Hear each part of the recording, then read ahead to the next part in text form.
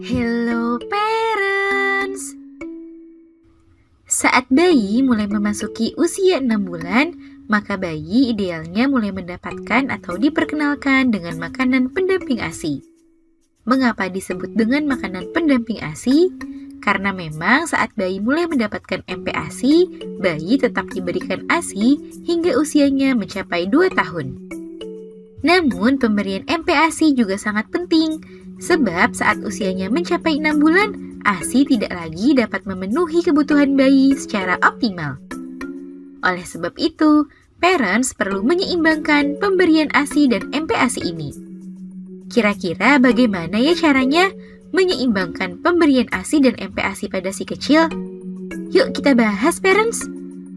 Sebelum dimulai, jangan lupa support channel ini dengan cara klik tombol subscribe yang ada di bawah agar dunia parenting semakin semangat menyampaikan informasi yang bermanfaat.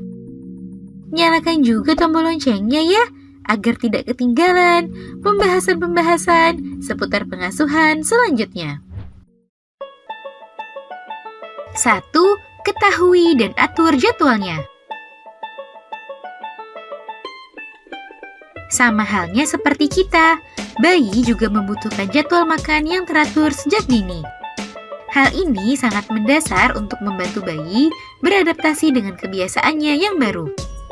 Agar pemberian ASI dan MPASI dapat berjalan lebih optimal dan seimbang, maka parents harus memperhatikan jadwal pemberian MPASI yang disesuaikan dengan usia si kecil. Saat bangun tidur, idealnya berikan terlebih dahulu ASI pada bayi. Baru beberapa saat kemudian diberikan MPASI. Antara waktu makan pagi dan siang, sebaiknya berikan juga bayi snack time berupa cemilan seperti potongan buah atau biskuit. Lalu dilanjutkan dengan makan siang, ASI, cemilan sore, ASI, hingga makan malam. Di malam hari, Bunda juga bisa memberikan ASI pada si kecil sebelum tidur atau sesuai dengan kebutuhan dan keinginan bayi untuk menyusu. Jika bayi minum susu formula, maka pemberiannya dapat diatur dan disesuaikan dengan jadwal menyusui ASI. 2. Berikan MPASI sesuai kebutuhan. Selain jadwalnya, parents juga perlu memperhatikan porsi MPASI yang diberikan pada si kecil. Jangan terlalu sedikit dan jangan terlalu banyak. Di awal pemberian MPASI, jangan berharap bayi akan makan dengan porsi yang banyak.